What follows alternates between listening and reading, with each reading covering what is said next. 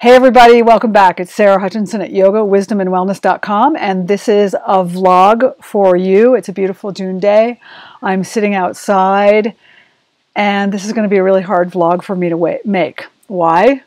Because I'm used to having it all together, and I don't have it all together right now, and I want to share with you a recent medical diagnosis that I have received that's really changing things for me.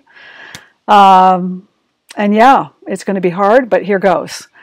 I just want to precede this by saying one of my intentions for 2017 through the practice of Sankalpa Shakti, which is part of the practice of the kind of yoga that I do. And for those of you who follow me and study with me, you know about Sankalpa and you know about Shakti. And this is the power of intention.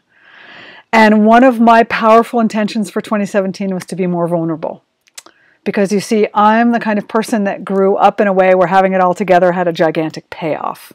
Plus, I'm just built that way. I'm a doer, I'm sturdy. My dosha, my constitutional type, combines fire and earth, so I can get things done, and I tend to be steady and durable. And that came in very handy in my family of origin, which was a loving and wonderful family of origin, but it had a dynamic that really rewarded me for being the one that had it together. So that's been a pattern for me, and no regrets about that pattern. For those of you who are like me, hey, that's a lovely way to be. You're the one that can make things happen. You're the one that can hold it together. You're the one that's sturdy and doing and all the rest of it. And that is truly my true nature in so many ways. But I have more to my true nature than that, and that's what I've been uncovering through the practices of yoga and Ayurveda, and simply this lovely practice of coming into the wisdom years and learning to be a mature woman, or becoming a mature woman. You don't really learn that. You become that, and if you don't fight it and you surrender, the wisdom body, right, for those of you who know the koshas, the Vijnanamaya kosha, really can come to predominate. And you begin to understand things in an integrated and a wise way. That's my stage of life. So, speaking of stage of life, when I turned 60, I noticed, and that was 2 years ago, I noticed some subtle changes in my energy, in my motivation, and in my perspective. And I wrote it off to getting older. And those changes were, I was experiencing more fatigue. I was finding myself less optimistic, which was really new for me. And I could just feel other changes in my body. So I wrote that off to being in my 60s. Fine. You know, that was a thing that happened in my head. Like, that's what we do. If you look at psychology, you understand that we use denial and avoidance, which are my favorite defense mechanisms, in order to keep going, which is the momentum of my life. So I did that for a couple of years, but I kept noticing, I just don't feel right. So you know me, I am the Ayurvedic yoga specialist and the registered nurse. I pulled out my bag of tricks, I pulled out my toolbox, and I began working with my lifestyle, I began working with my diet, my sleep schedule, the way I was practicing yoga and meditation. I used a lot of different sources to see if I could bring myself back into feeling that sense of wholeness. Didn't work. Oh, wait. Then the election happened in November, and I was like, oh, it's got to be that. In other words, I found a million ways to foist off what I understood to be essential changes in me and to really avoid taking a deeper look. Well, finally, I was taken care of in the form of a good friend of mine who had entered the care of a functional medicine doctor.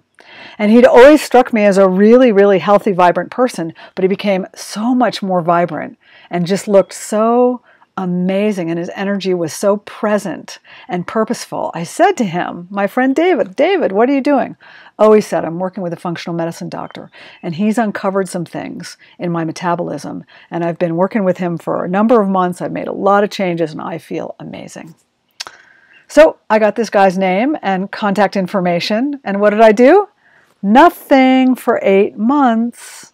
Have you ever done that? Have you ever known that you're sitting on a resource that you really need to tap into, but you also intuitively know, like, oh, when I do this, things are going to change. So I'm just not going to do it today. In fact, I emailed the office, and when they emailed me back with some elaborate forms, I was like, oh, I'm too busy for this right now. Do you know what I'm talking about? Do any of you do this, or is it just me? It's called avoidance. And it is one of my favorite ways to operate. This is something that I've had to come to grips with. Again, the way we operate has good, bad, and ugly. It's not always bad that I'm an avoider. until it is. Finally, I just got to a place where I was like, I need some help. I need to know what's going on here. I can't figure this out myself. Now, that's a big, vulnerable admission for Sarah Hutchinson. And maybe for some of the rest of you who are watching this, you're like me and you're like, ah. So I entered into that vulnerable place. I reached out to this functional medicine doctor, engaged him, and it was expensive. It also required a big financial investment. And yet, by the minute I engaged him, I could feel, again, in my subtle body, I could feel yes, yes, yes, yes. Do you know what I'm talking about? Where you get that inner yes. And it may push against what's happening in the brain, like you look at your bank account and you're like, I can't afford that. And yet the yes is so compelling. I kept going. I figured out a way to pay for the care. I figured out a way to pay for the lab work that yielded the results of this diagnosis for me. Are you ready? For those of you who know this diagnosis, prepare to be surprised. I was. I've been diagnosed with metabolic syndrome. Yeah, metabolic syndrome. If you Google it right now, you're going to be like, how could she have metabolic syndrome? She's not big, fat, and diabetic. No, I'm lean. I'm at a fantastic body weight. I look so very healthy, and yet it turns out that energy in the form of glucose is not able to enter my cells. This is the lowdown on metabolic syndrome. It's a cluster of issues that come from various systems in the body that have been combined. And I'll tell you more about this in more detail scientifically in another vlog. But suffice it to say, I have a genetic predisposition to creating rusty gates on my cells. So the glucose molecule, which is very big, which has the fuel for cells, can't dock and engage the cells. And so I've literally been starving for quite a long time. When my wonderful new doctor began to describe the situation that I was experiencing, all I could see was my mother. Now, those of you who know me know that I attended my mother in her failing health for the final years, months, days, hours, and moments of her life. And I knew as a nurse and as an Ayurveda, there was something going on, but I couldn't quite put my finger on it. And neither could the Western medical doctors. She had a heart doctor, she had a gastrointestinal doctor, she had a neurologist, and they were all doing their parts and pieces. And yet my mother was failing for years. She developed a big, big tummy. She was hiding candy all over the house, as if she were an alcoholic hiding alcohol. She was looking for the same energy that I was looking for, because she was also, I'm certain, suffering from this same cellular issue where the energy could not get into her cells to fuel her metabolically. And so what did she do? She sugared up.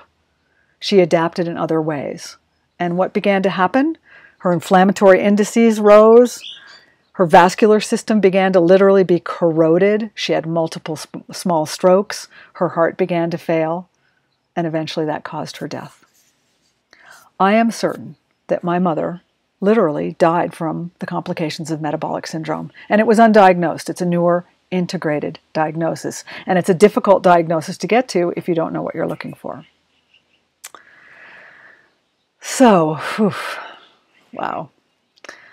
I was simultaneously experiencing the hallelujah moment when he was describing this syndrome that I also have, and also just this deep sense of, oh my gosh, am I going to end up like my mom, with the strokes, with the confusion, the dementia, with the cardiac issues. All these things that Western medicine can't really put their finger on why they're happening. They can only respond after they happen, and the response tends to be, I mean, what are you going to do about dementia? What are you going to do about a heart attack? It's an insufficient response. The question is, how do you prevent it? So I was listening to my doctor outline this for me, and the answers were just coming up. And my love and my compassion for my mother and my wish that we could go back in time with this knowledge and pull her from this precipice with this kind of insightful, integrated diagnosis, things would be so different. Okay, so that's the story. Here I am. Metabolic syndrome, what does it mean? It means I'm changing my diet. I'm changing my lifestyle on a certain level. I'm working to understand it from an Ayurvedic standpoint, but I'm also not so tied to just one cosmological view, Ayurveda, that I'm not willing to look at it from other perspectives. And isn't this the truth about an enlightened, empowered life, is that we don't just use one perspective? Does this mean I'm getting a divorce from Ayurveda? Heck no. I still am using Ayurveda every day in so many different ways to enhance my life. And now I'm broadening my understanding of my metabolism and figuring out how to balance myself and reverse the potential damage to my vascular system that exists as long as I stay in this hyperinsulinemia. Too much insulin in my system, not enough energy in my cells. So that's it. I'm going to continue to vlog and let you know more about metabolic syndrome, let you know more about how I'm doing. And I think the takeaway for today is don't be afraid to be vulnerable. Be empowered, but simultaneously vulnerable. And move in the direction that your wisdom takes you when you are dealing with your own sense of your health issues. Reach out into the vast community of healers, maybe even beyond your cosmological view. Maybe you're an acupuncturist and you're like, I just do Chinese medicine. Well, maybe not. Maybe it needs to be integrated with some other things. So use the deep wisdom, use the deep intelligence, be vulnerable, ask the questions. And when you find the truth about yourself, whether it's your mind, your body, or your spirit, what's going on, follow it. Follow the yeses into your most vibrant life. More to follow. I really look forward to your comments down below. I'd love to hear from any of you that have questions. Maybe some of you also have this diagnosis of metabolic syndrome. Again, you'll be shocked when you Google it, but let's talk about it. Let's start the dialogue. So make a comment in the box down below and look forward to future vlogs where I'm going to describe this a little bit more and take you through my experience of healing from it with Ayurveda and beyond. Thanks for listening. It's wonderful to have you as an audience. Talk soon. Namaste.